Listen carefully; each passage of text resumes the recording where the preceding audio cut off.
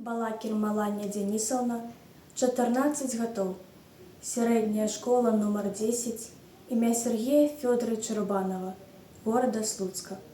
А перад тым, як зняць пагоны, Алексей Пысін. А перад тым, як зняць пагоны, вярнуцца да сваёй зямлі.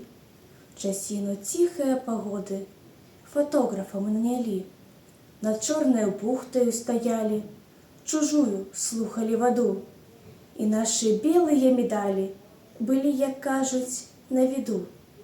Усё здавалася нявечным пасля баёў і горкіх страт.